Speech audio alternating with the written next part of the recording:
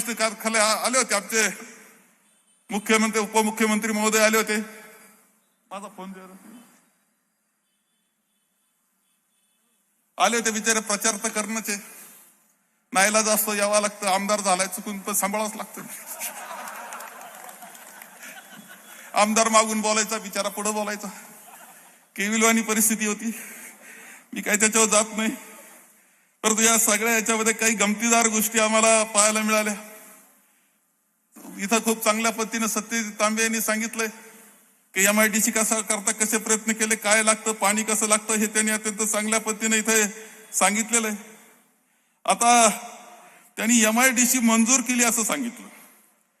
Phone केला direct, MIDC मंजूर. MIDC मंजूर फार चांगलं आहे. मग ते काल ते ऐकण्यासारखं बरं का त्यांचं. अमोल खताळच्या संगमनेरला मी आलोय आणि त्यांची मागणी आहे MIDC पाहिजे. काय करणार तुम्ही?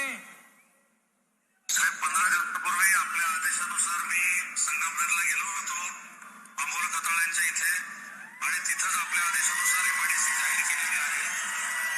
आचारसंहिता संपल्यानंतर पुढच्या 2 महिन्यात आम्ही 2Gचं नोटिफिकेशन जे काढावं लागतं MIDCचं, ते आम्ही नक्की काढू. आता दुसरी एक व्हिडिओ ऐका तुम्हाला.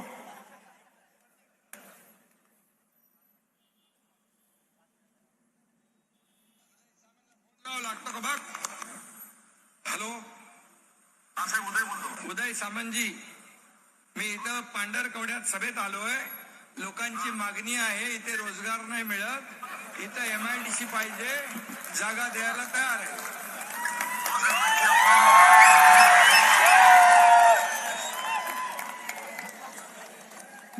जिथं जाल तिथं MIDC मंजूर. लोक म्हटले पाणी पाहिजे, आम्हाला थोडं पाणी पाहिजे, ते म्हणतात धरण मंजूर. लोक म्हणतात धरण कसं काय होणार, नदी नाही, नदी मंजूर. नदीला पाणी कुठून येणार, डोंगर पाहिजे, डोंगर मंजूर.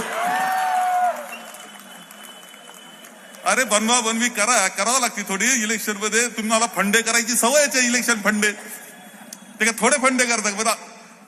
लोक आमचे भारी आहेत ना, त्याला सगळं कळतंय, लक्षात ठेवा. अशीही बनवा बनवीचा कार्यक्रम करू नका म्हणून सांगतो. काल सगळं मंजूर होतं. आरक्षणाच्या मुद्द्यामध्ये तुम्हाला एक गोष्ट सांगतो की तो विषय निव्वळ संगमेर परतो नाही, ते पूर्णपणे महाराष्ट्राचा विषय. प्रत्येक महाराष्ट्रामध्ये हे अशा प्रकारचे बांधकामं झालेले. करायचं ठरलं तर राज्याचा निर्णय करावा लागतो, आणि अनेक वेळा त्या बाबतीतला निर्णयाचा प्रयत्न आमचा चाललाय. काही मार्ग निघाला तर आनंदाचे. सत्यजित प्रयत्न करतो, त्याच्या हाताला यश येवो. माझ्या शुभेच्छा आणि पाठिंबा कायम त्यांच्या मागे. आणि सत्यजित तुलाच काम करावं लागेल, इतरांना वेळ नाही. इथं खूप काम पडलंय. प्रत्येक कामात व्यवस्थित टोल वसूल करावा लागतोय सध्या. आणि ते म्हणतात संगमेरची शांतता घालवतायत म्हणे. मला सांगा रे, संगमेरची शांतता घालवणारे आपण आहे? अरे यांचं वागणं, इथं माझं घर आहे, तिथं माझ्या नावाचं मित्रमंडळ गणपती बसवतं, आम्ही एक गेट केलं.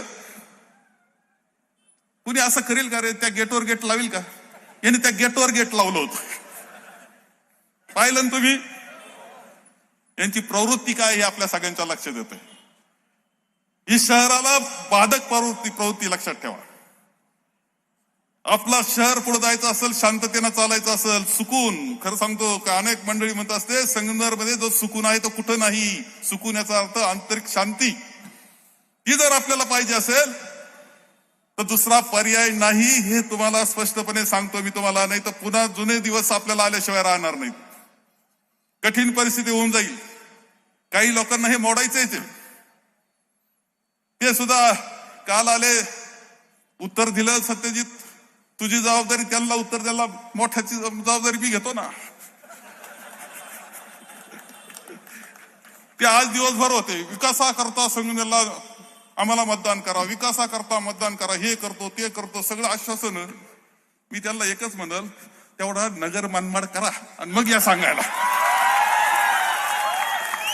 अरे तुमच्या ज्याला नगर मनमाड होईना, सगळी सत्ता असताना, खासदारकीची आमदारकी सगळ्या सत्ता मंत्रिपदाच्या असताना एक रस्ता धड होईना तुम्हाला.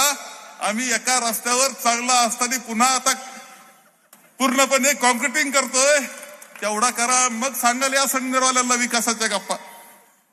आणखी खूप बोलण्यासारखे, मी काय त्यात जात नाही, पण आपण जेव्हा संगमनेर म्हणून लक्षात ठेवलं पाहिजे. आपण आपलं अस्तित्व, आपली प्रगती, आपला विकास, आपली शांतता, बंधुभाव, प्रेम एकमेकाबद्दल सगळ्या समाजांमध्ये ठेवून आपल्याला ही सगळी प्रगती करायची आहे.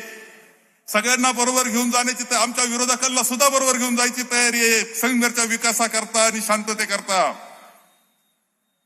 सगळ्यांनी एक गोष्ट सांगतो की आपले उमेदवार 30 नगरसेवकांचे सिंहाचे उमेदवार आणि 31 मैथिलीताई तांबे ह्या प्रचंड मताधिक्याने विजयी करायची जबाबदारी तुमच्या सगळ्यांची आहे. इथं चूक चालणार नाही, चूक पुन्हा दुरुस्त होणार नाही हे तुम्हाला सांगतो. चूक चालणार नाही बिलकुल. आणि तुमची सभा पाहिल्यानंतर मला असं वाटतं त्यांचे डिपॉझिट जप्त हो झाल्याशिवाय राहणार नाही, हे मला निश्चितपणे खात्री वाटते. त्याकरता आपण सगळ्यांनी काम करावं असं आवाहन करतो आणि माझे 2 शब्द संपवतो.